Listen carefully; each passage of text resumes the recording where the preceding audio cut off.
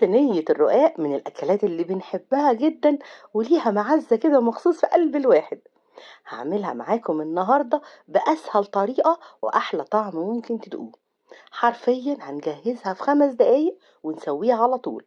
هنعملها بقى من غير ما نبلها ورقة ورقة في الشوربة ولا أي حاجة من الكلام ده كله، وهتطلع معاكم مقرمشة من بره ومن جوه طرية وطعمها رائع.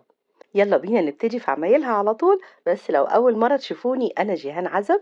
إذا عجبكم الفيديو اعملوا له لايك وشير، وإذا كنتم جداد على القناة يسعدني اشتراككم ووجودكم معايا فيها. أول حاجة هنعملها هنجهز الحشو. طاسة على النار من غير سمنة ولا زيت ولا أي حاجة فيها خالص. هنسيبها تسخن كويس، وبعدين هننزل فيها باللحمة المفرومة، ومش هنقلبها في الأول. كمية اللحمة اللي هنستعملها زي ما يعجبكم. أول ما نلاقي اللحمة خدت لون من تحت ومن على الوش لونها بدأ يغير، نقلب فيها بقى لحد ما تتشوح كويس وتبقى كلها لون واحد. هنحط بقى عليها بصلة مفرومة، وهنتبلهم بنص معلقة صغيرة من الملح والفلفل. مش هحط عليها أي توابل تانية خالص عشان ما نغيرش طعم اللحمة. وهنقلب بقى الكلام ده كله مع بعضه، البصل يتشوح، وبعدين هنجيب طماطمية واحدة بس، هنبشرها ونضيفها عليهم، ومعلقة صغيرة من صلصة طماطم، وربع كوباية من المية. هنقلب بقى كله مع بعضه ونظبط طعم الملح زي ما بنحبه، ونغطيها ونهدي عليها، ونسيب بقى المكونات كلها تستوي مع بعضها وتبقى بالشكل ده. لو مش حابين عصاج اللحمة يبقى لونه أحمر، ممكن تستغنوا عن الطماطم والصلصة خالص.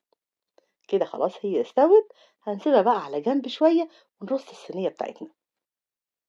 معايا تقريبا نص كيلو من الرقاق الطري. أنا بحب أحط في الصينية 8 ورقات، 4 من تحت و4 من فوق. لو الورق كان تخين قوي بنحط 7 بس. واحنا شغالين بالرقاق نخليه دايما متغطي بفوطة علشان ما ينشفش مننا. هنجيب بقى صينية مناسبة لمقاس الورق، وهندهنها بالسمنة كويس قوي من القاعدة ومن الجوانب بتاعتها. هنحط أول ورقة من الرقاق زي ما هي كده، مش هنبلعها في الشوربة ولا حاجة.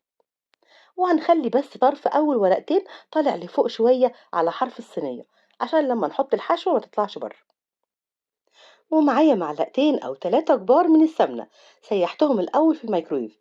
ممكن تستعملوا معاهم زبدة أو زيت زي ما انتوا عايزين. وهندهن بيهم الورق كويس قوي من القاعدة والأطراف كلها. كل ما نحط ورقة نفردها في الصينية كويس وندهنها بالسمنة، وخصوصا الأطراف، لحد ما نخلص أول 4 ورقات. وبعدين هنحط عليهم الحشوة ونفردها بقى، نوزعها كده على الرقاق كويس قوي. ونكمل ال4 ورقات التانيين بنفس الطريقة، وندهنهم برضو بالسمنة كويس جدا لحد ما نوصل لآخر ورقة. نحاول بقى نخلي آخر ورقة دي أكبر ورقة فيهم عشان نقدر ننزلها من الجوانب تلم ورق الرقاق كله. وبعدين بإيدينا كده هنضغط على الرقاق بالراحة عشان يبقى مفرود في الصينية كويس. وهندهن برضو آخر ورقة.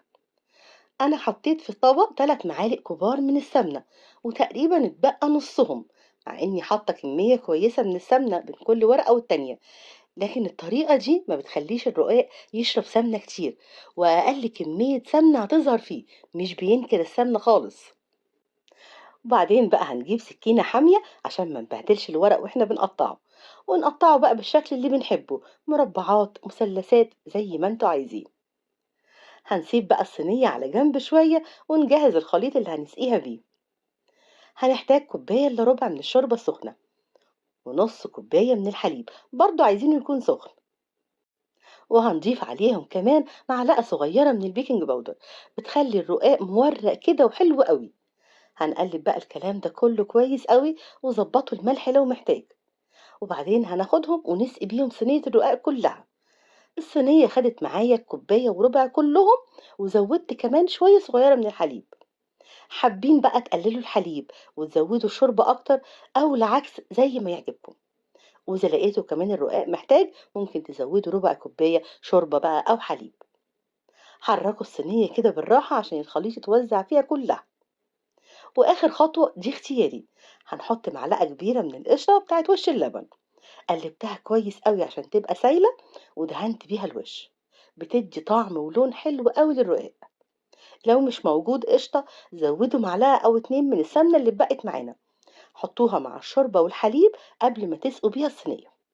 كده خلاص الصينية بقت جاهزة، هناخدها بقى وندخلها فرن حرارته تبقى متوسطة، وهنسيبها من 30 ل 40 دقيقة أو لحد ما نلاقي الرقاق استوى وخد لون ذهبي حلو من تحت ومن الجوانب. نقفل الفرن ونفتح عليها بقى الشواية تاخد اللون الحلو قوي ده من على الوش. نطلعها ونقدمها وهي سخنة. نعيد بقى على التقطيع تاني، ومن الجوانب كده بالراحة نحاول نفصلها من طرف الصينية.